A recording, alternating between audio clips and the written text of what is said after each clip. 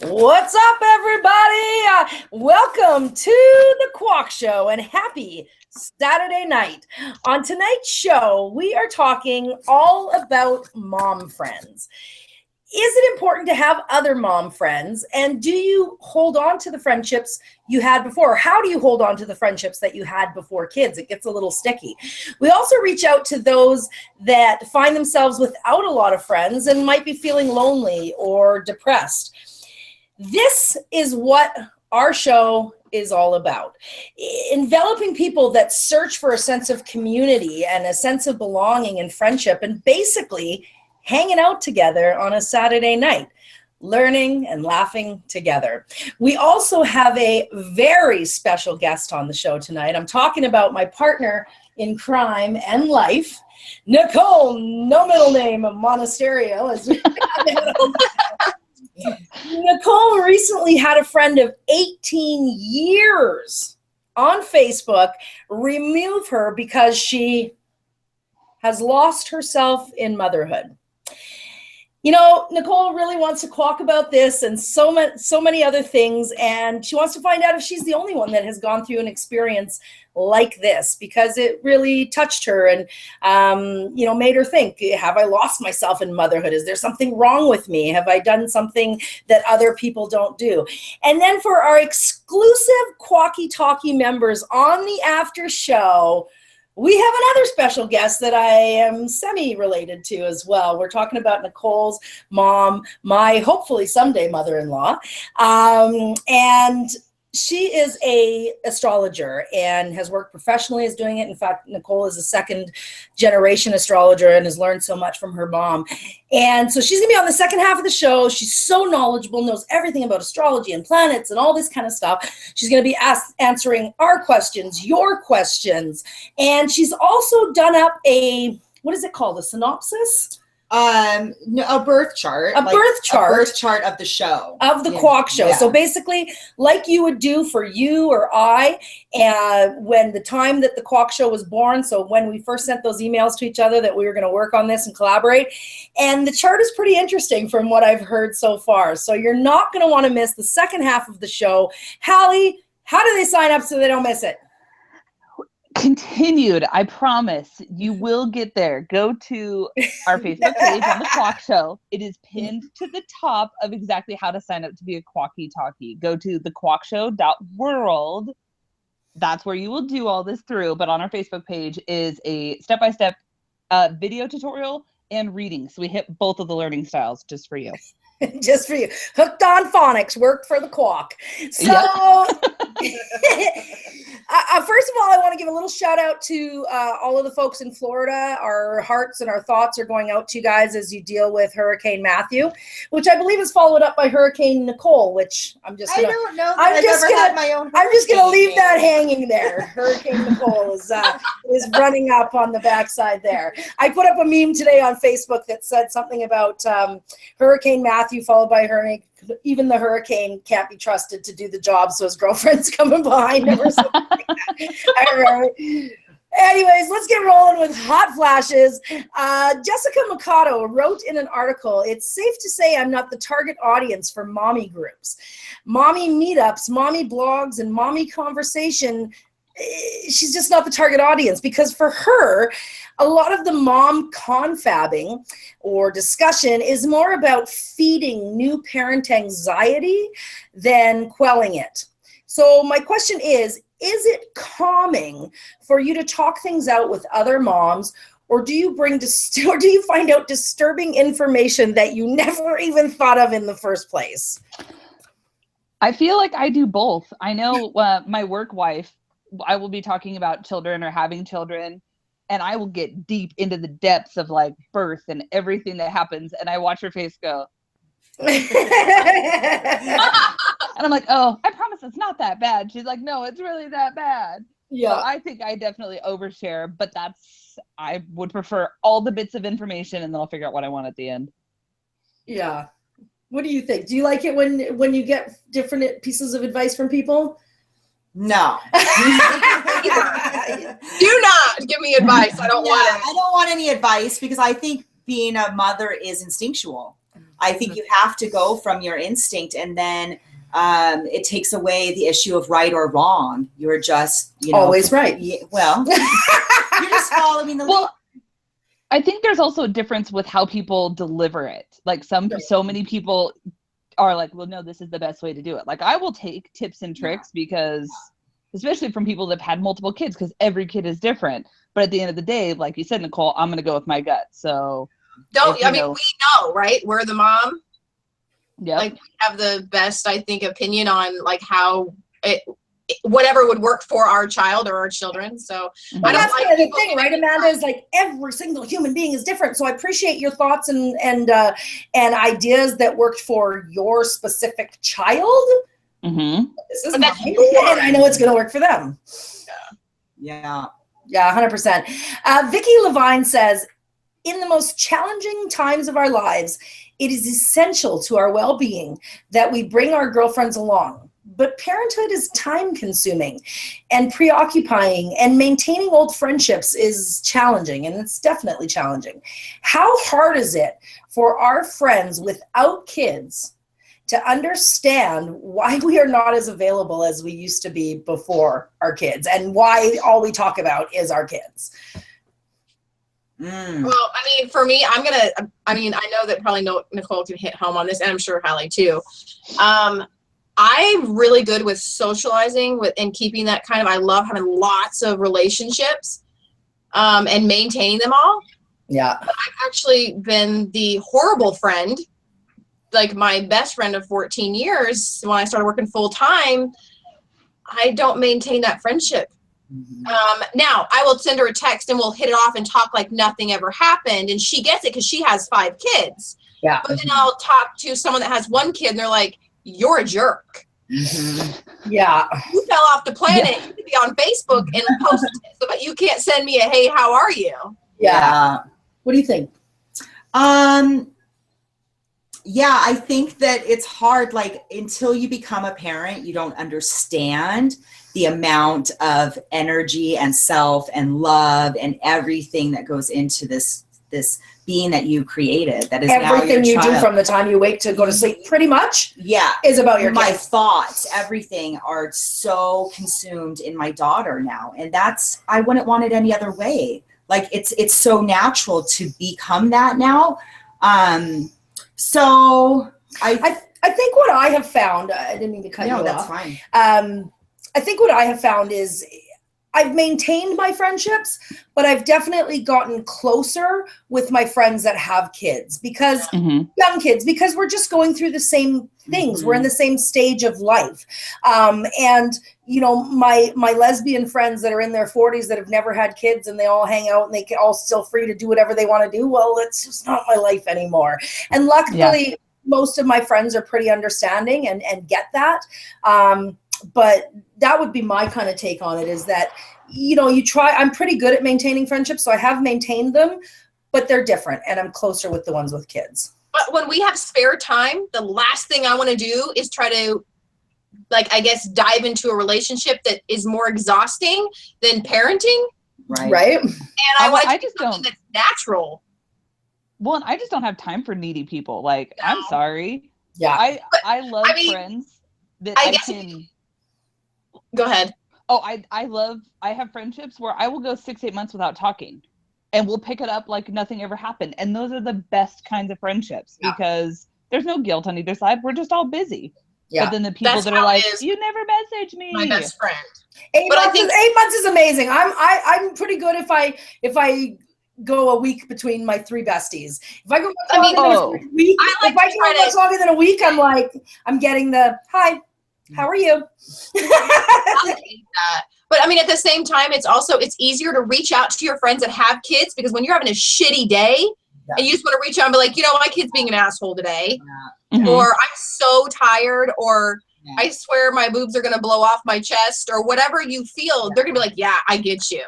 Instead of the other friends are going to be like, sorry. Yeah. No, your other friends are gonna be like, girl, I know it. I'm so tired too. We stayed up and watched an extra movie last night. Yeah. I hate you.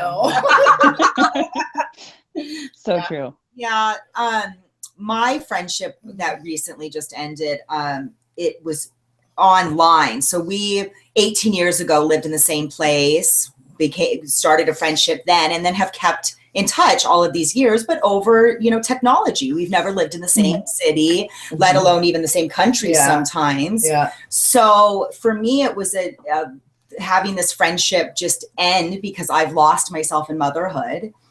My world has gotten too small. Well, we're going to talk about this in the second half. But we're not. No, not the second half. We're talking about the second half of the first half, if that makes sense. Sorry. No, you do your thing, baby. I just nicely just nudge you and try to move over to the left. Like I'm not going to tell you no. Sorry. But anyway, no, it's all good. It's all good. But the thing is that I don't even remember what I was going to say now because you made me laugh so hard.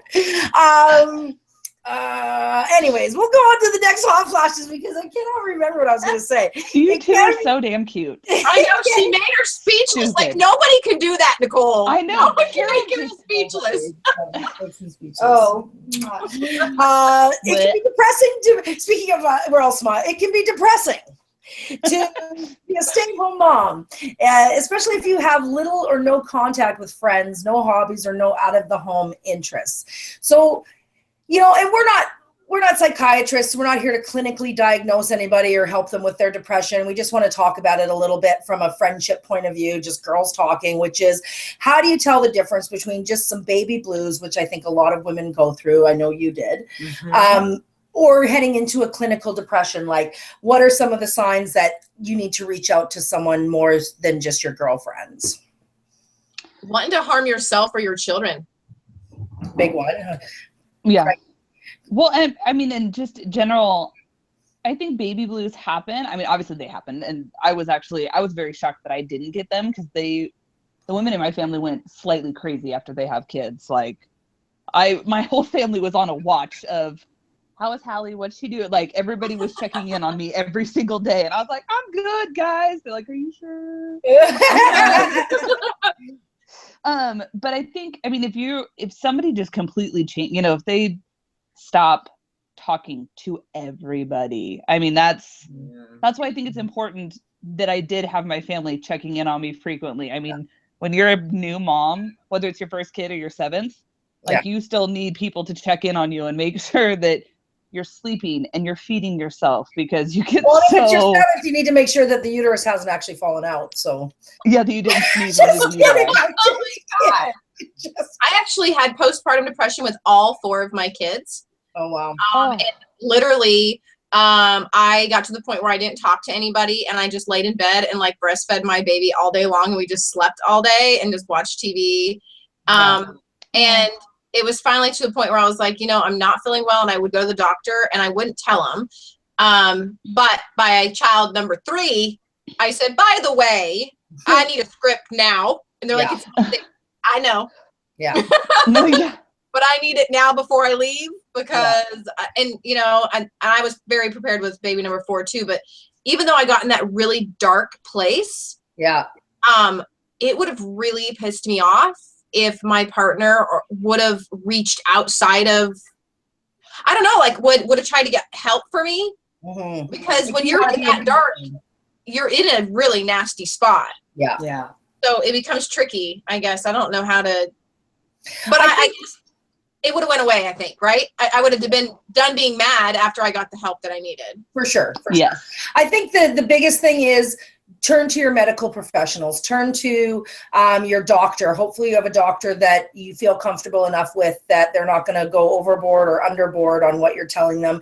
And if not, talk to somebody else and keep talking to people. There's lots of helplines. There's your MD, there's psychologists, there's even Dr. Phil's Doctor on Demand. If you have nowhere else to go, plug Dr. Phil, feel free to do the same, Dr. Phil. And so, I think that would be my biggest advice. Talk to your girlfriends first. And if it's not helping, go to a medical professional.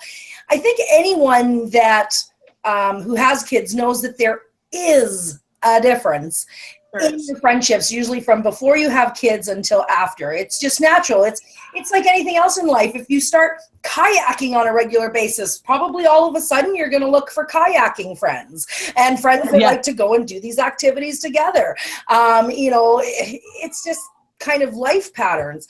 And it's hard for our friends without kids to understand how little everyday occurrences and outings become big deals once you've had kids. Oh my God.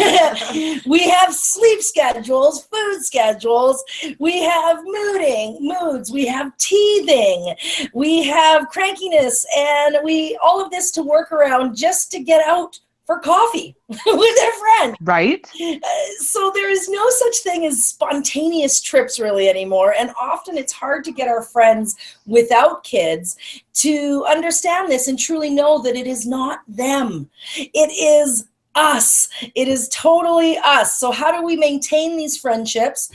And if we can, and how do we move on and make new friends and deal with, the depression and the loss of our old life and self?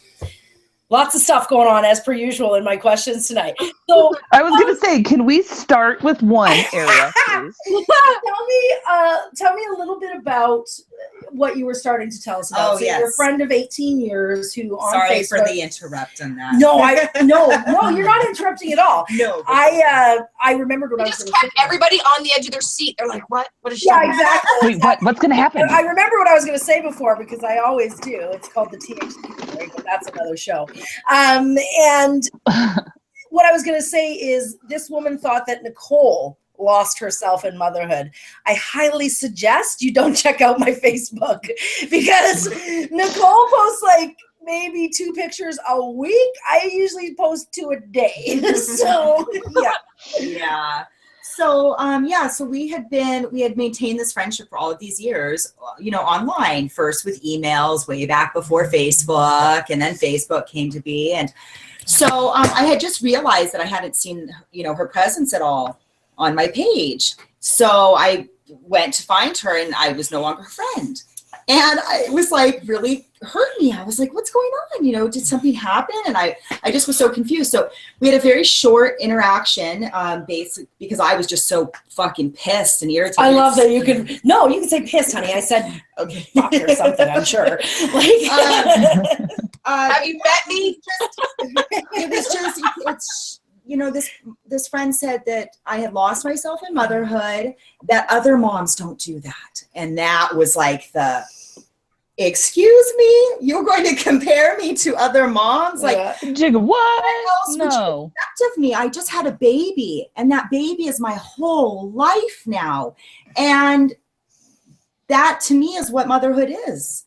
I have other things. I love other things. And I am a person who has my own dreams and goals, but those aren't like my main priority right now. My main priority is getting through each day, loving my child and teaching her and, being So how did Carol. it make you feel? Like really feel inside that someone judged you about motherhood? Yes, it hurt me. Well, I felt like maybe she doesn't even know who I am.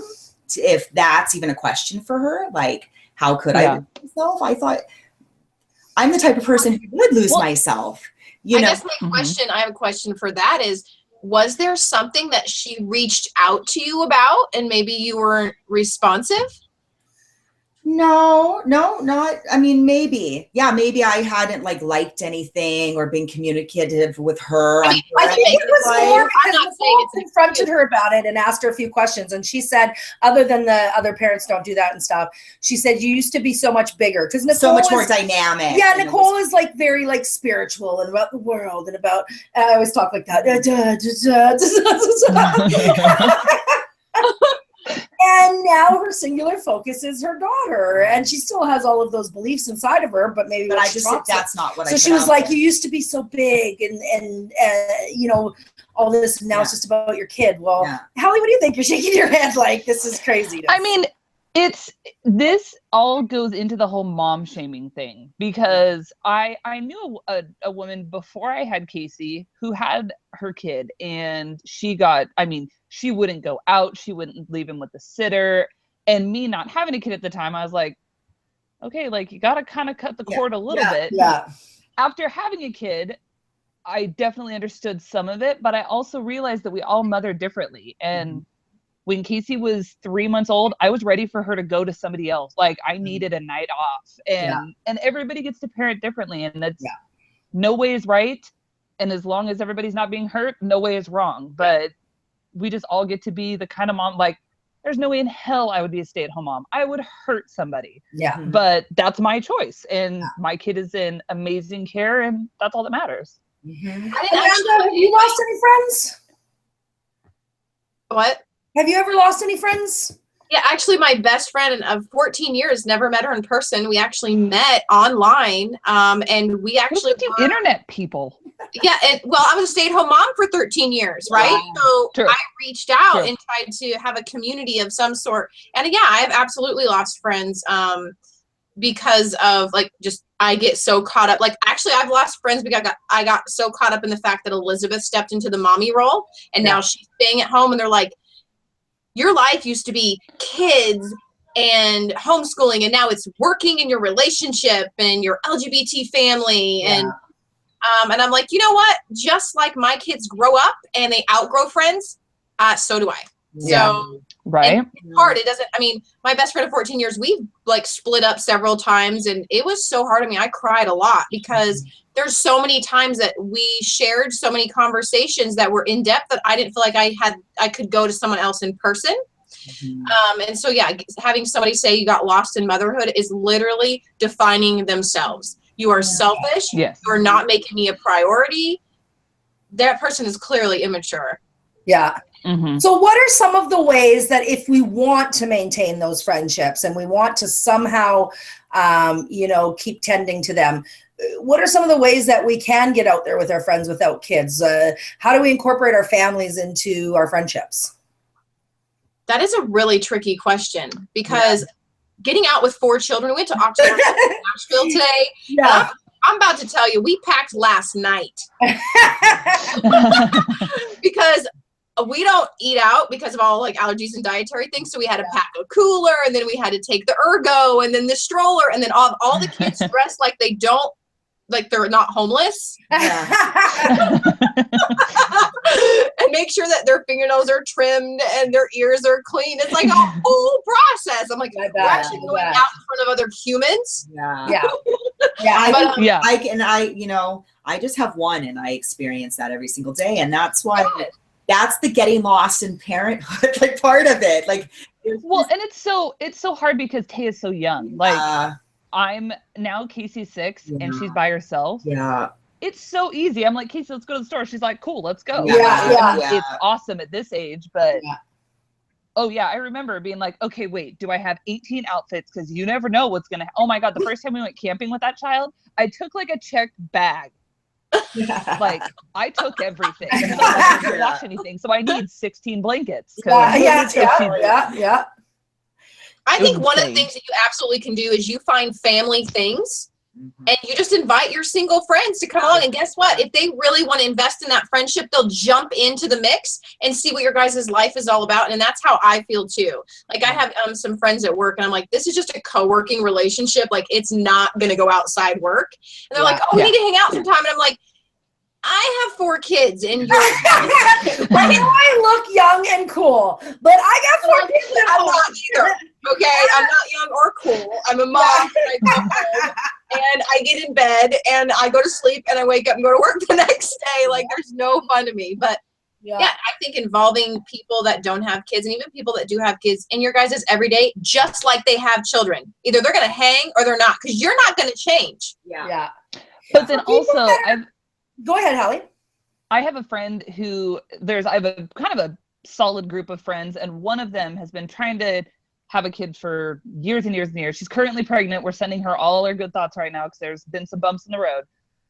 But she has had, because of her failed IVF and failed pregnancies and failed all these things, she didn't want to go to kids' parties. I mean, these people have been best friends since like they were 12, but she's like, I can't go to a kid's party because it just hurts my soul. So it's always she's always invited. We always make sure she's invited to everything, to all. I mean, we have like 10 kids between all of us. Yeah. And she doesn't come, and it's no hard feelings, and we all understand, but it's always having the conversations. Yeah. But Hallie, it's going to be that one time that nobody invites her, right? And she's going to feel like, oh my gosh. Oh yeah. Well, that just doesn't. Woman. We have a group chat that most mornings I wake up to 75 text messages. Wow. So yeah, they just start talking, and it could be what we're wearing today. You never know. Remember when the Qualk show was like that on our private feeds? Yes. Now we're all business. Yeah. we pros now. Yeah. So if people are feeling depressed, I mean, we all know that there's stuff out there on the internet as far as chat rooms, more importantly, this show, and different groups and stuff on Facebook. What other ways are there for people that are feeling lonely, depressed, they've lost their friends or they didn't have friends to get out there? Do you think mommy groups are like super judgy when you show up by yourself and you're new?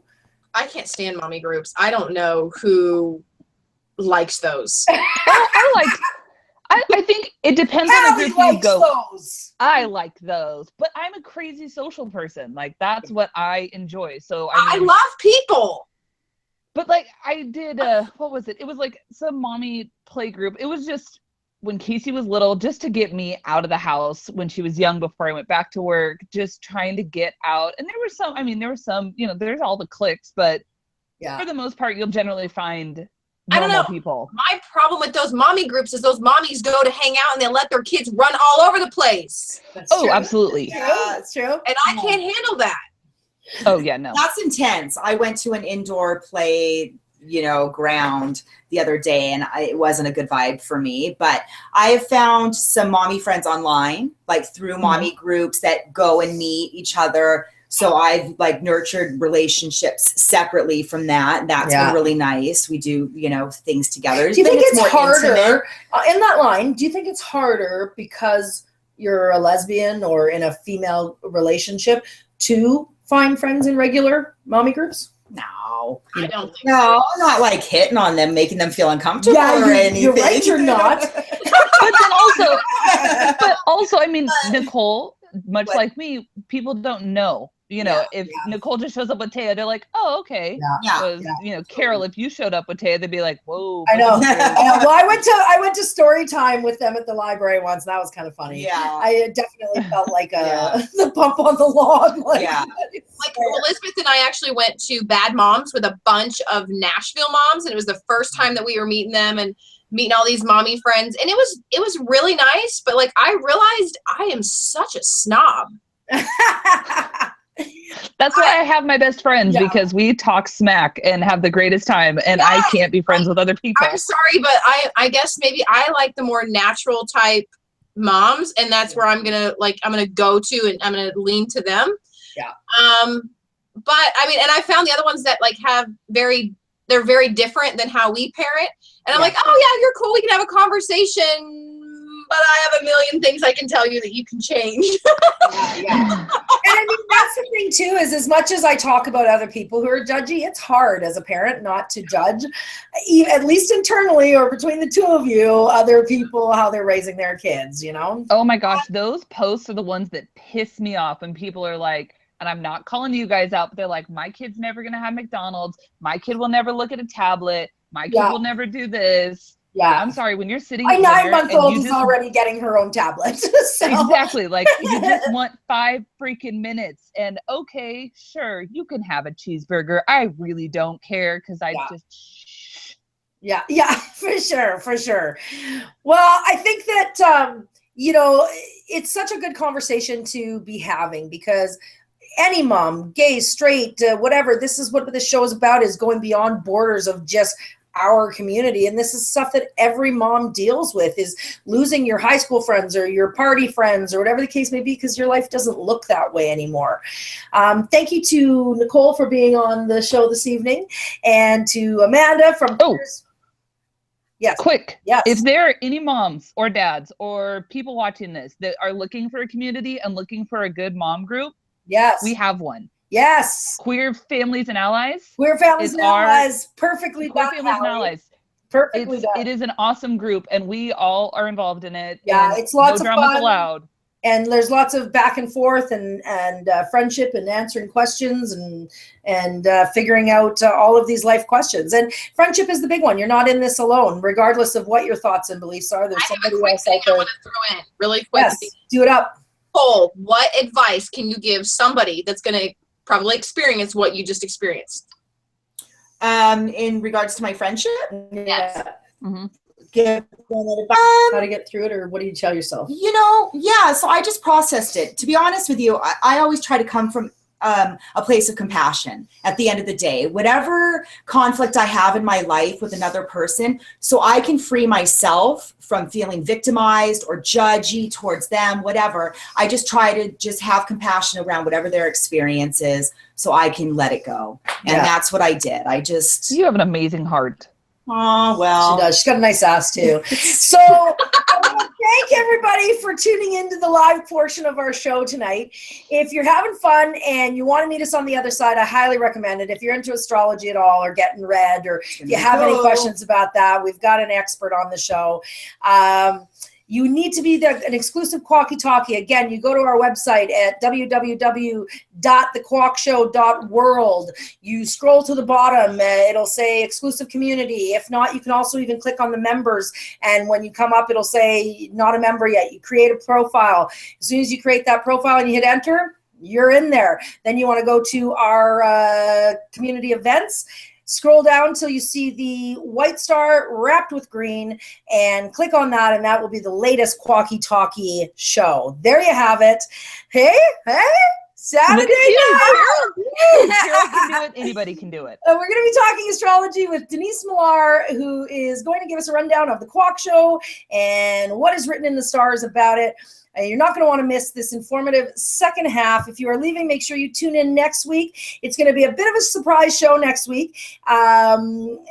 We're not even going to tell you about it. You have to tune in next week to hear all about it. But Steph and Hallie have got some stuff planned that is going to be hilarious. And we're going to have live coverage of Thanksgiving dinner at Mom's house and different things. Is that sketchy enough for you? So I like it. You're awesome, grab your coffees and cocktails. Meet us on the second half, and we'll see you there.